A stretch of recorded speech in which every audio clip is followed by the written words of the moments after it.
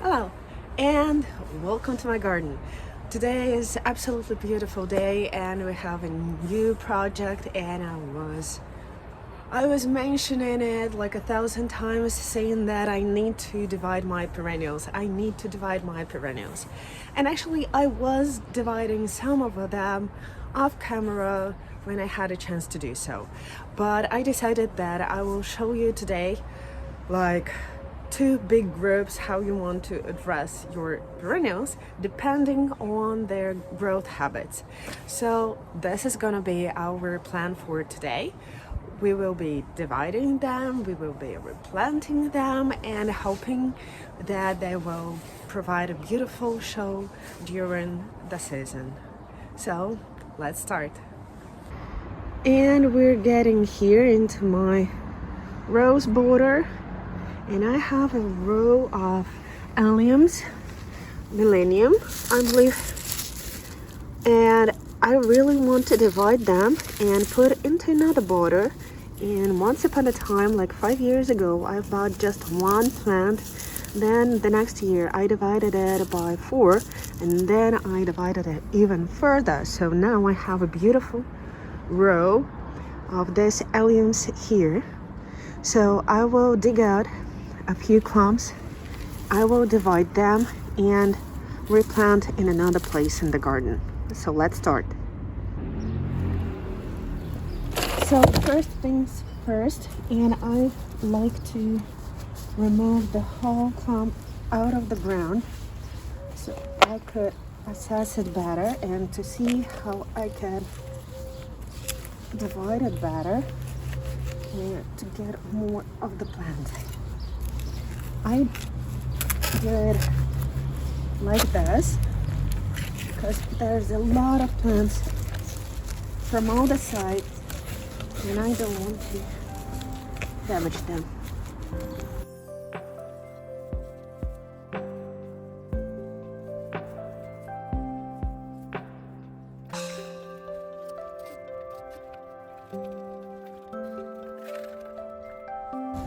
This goes here. Now I have this beautiful plant that I will be dividing and rather harshly. So let's see.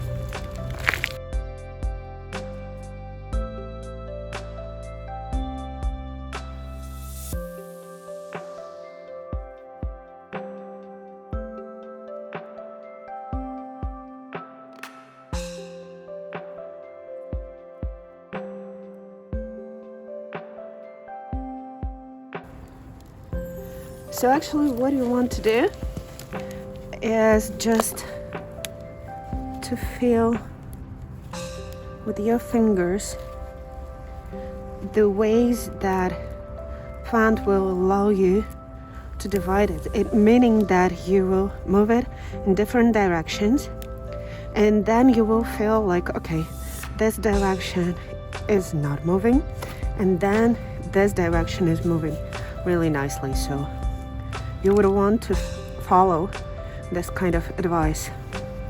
And yes, you can take a sharp knife and divide it differently just to cut into pieces, but I prefer just to pull it gently, just like this. This way I'm getting less disturbing plant, still disturbed, but less. Yeah, I prefer this.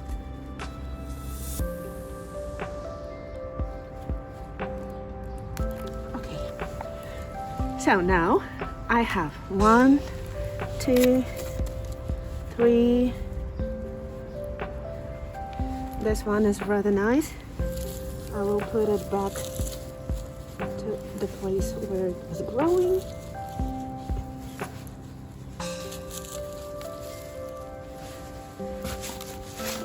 Then 3, 4. Back soil. This one, I believe that I can divide it further. Okay, yeah.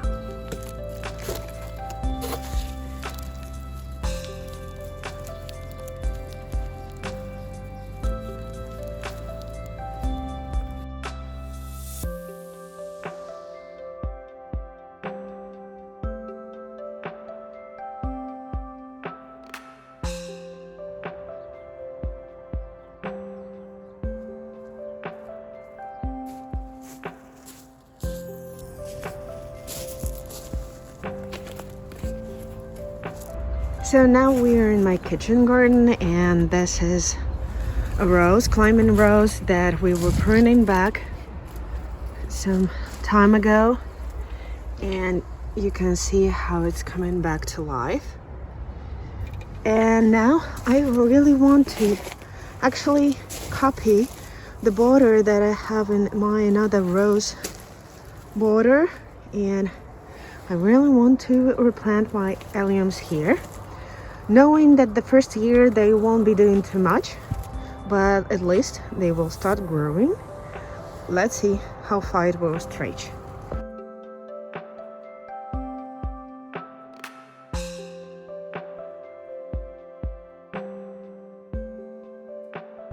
Okay, now I've placed my new plants, and as you can see, I placed them rather closely, so I really want to get a border. I know that they will need some quite a time, quite a number of years to do so, but I really wanted to get in the end.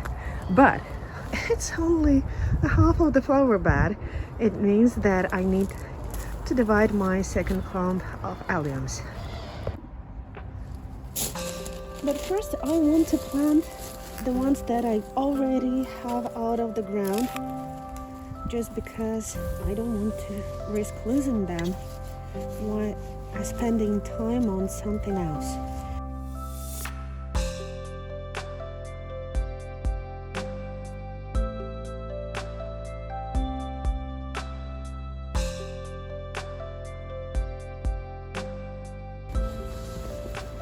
And now we're back in next to this flower bed, and we will be dividing the next clump of alliums.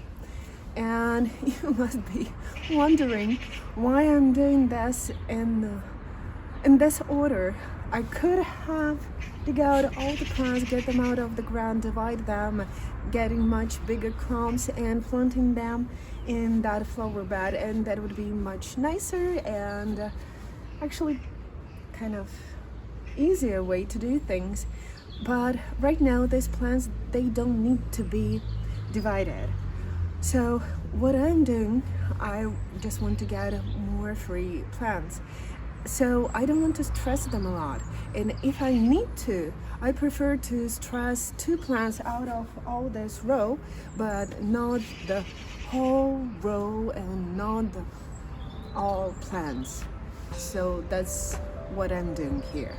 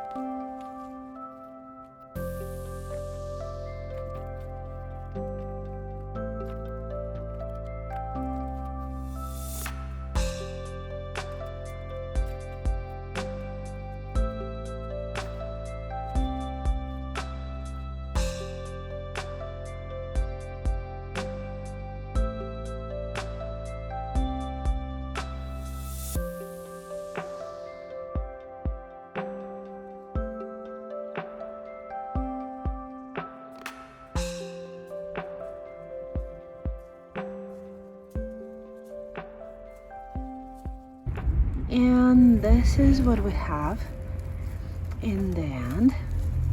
A nice row. I hope you can see the plants, and they will give a nice growth this year. Actually, this way of dividing perennials will work for any other, for example, ornamental grasses. They grow in clumps, so to divide them you need to go into this clump and divide it into the pieces. Of course, their root system is more dense, so I don't believe that you can actually move it with the fingers and then divide them, but that's what you do. Then nepeta, geraniums, hardy geraniums, can be, this kind of plants can be divided just by going into this clump and divided it into the pieces. If you can do it carefully, that's perfect. If you need to cut it, you need to cut it, so do this. And then another thing is that actually you want to keep the maximum volume of roots while you're doing this. And actually there's another way of doing things, like for example, you have a big clump and you don't want to get like a million small and tiny pieces.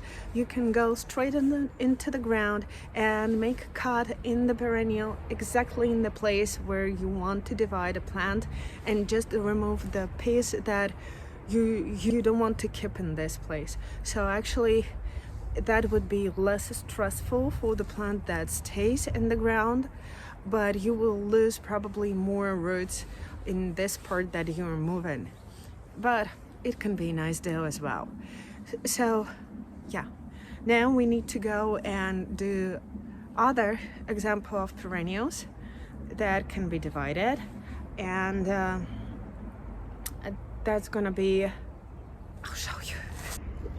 And this is the second type of perennials that we will be dividing today. That's a Japanese anemone, and as you can see, there is a clump here and here and here and here and over there as well. So actually the second type of perennials, that's the one that not only growing in a clump but actually is spreading with runners. And that's the same principle with the peppermint. That's pretty much as well as raspberries. So it will go in any direction, and to divide it you need just to remove one clamp, and I will show you a little bit later that when we will go here, there's an underground root which creates these buds, and then because if you will follow the root, you will see that there is only one plant here, this one, and all the rest are runners. So let's do this.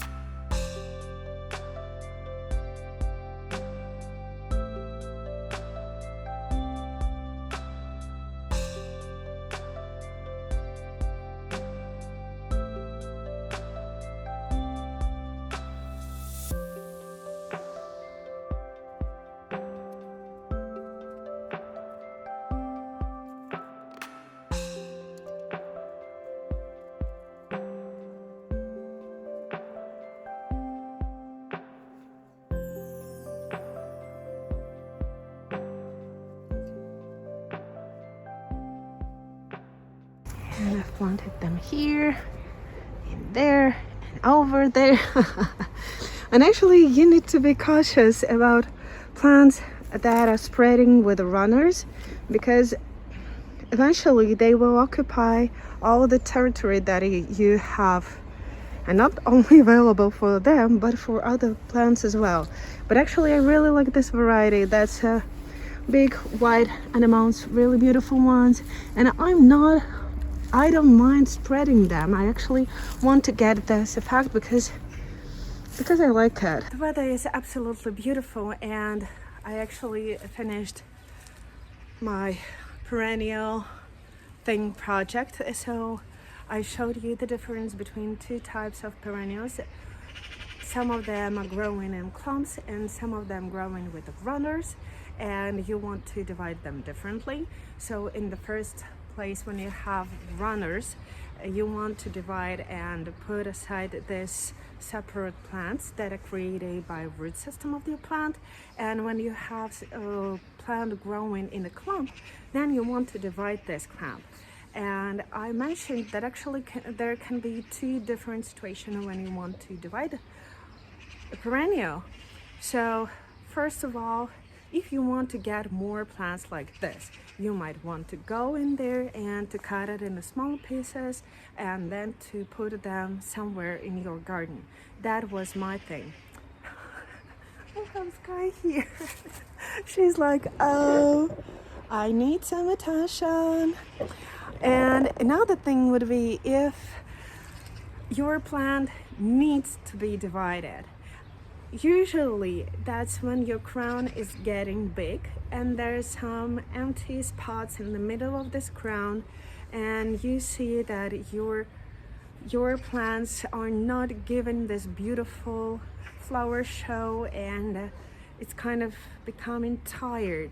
You need to go in, you need to divide it, and then it will burst with a new strength. But actually this weather is absolutely wonderful, and I thought that maybe I can do something else.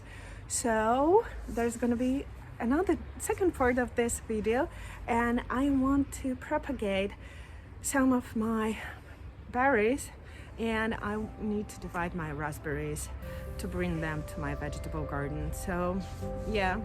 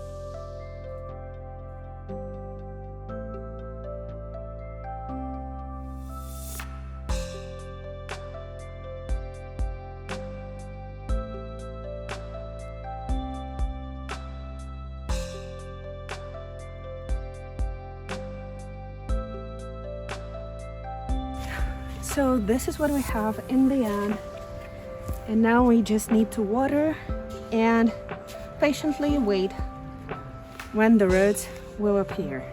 And how we will see it? We will see the development of this buds. So let's do it. Now I need to work on my raspberries. I have two types of raspberries, yellow raspberries and normal red raspberries here. And I can easily see the difference in the color of canes. So that would be a rather straightforward process for me to go through them to get some seedlings and to put them into the pots.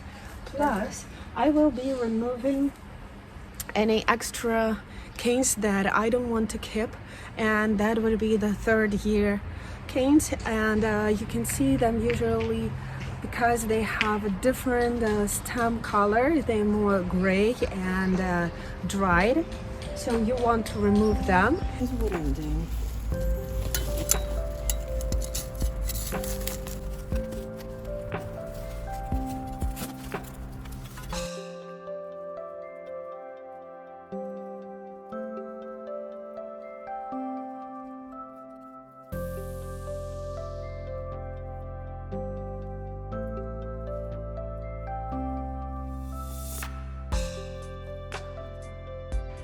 Okay, my battery has died when I was planting this raspberry clumps, and actually just removing small runners, and that's all.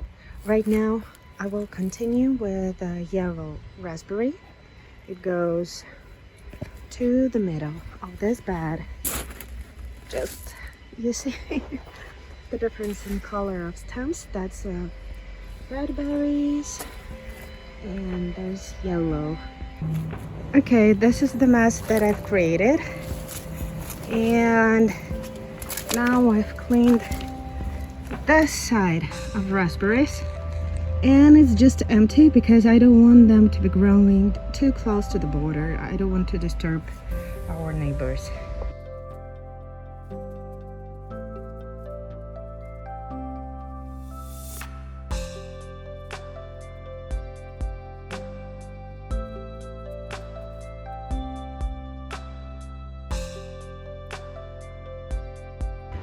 Okay, please ignore the mess, but this is almost the end result.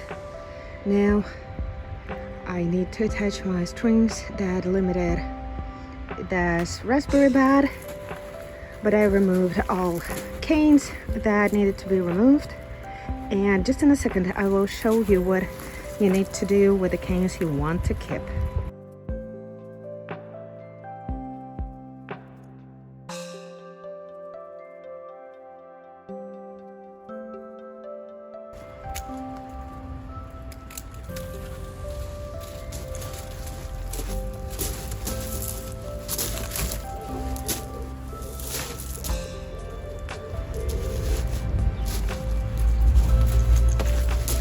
Yeah, I like it better. And this is the end result. But actually not the end result as a project itself. So this is the canes that I was transplanting without camera. And now I need to water them. And I want to cut them rather harshly because, as always, when we're doing things like this, we disturb the root system of plants, and now we just need to reduce foliage. And yeah, now I just need to water and then to wait for the moment when I will have a place to plant them. And this is what you actually are doing. You're taking your raspberry from the ground and then you're putting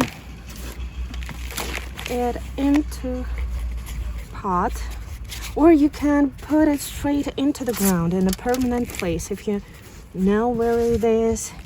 And if it's ready for planting, then yeah, of course you can plant it straight into the ground. But if you're not ready, then that's what you want to do, and then just water.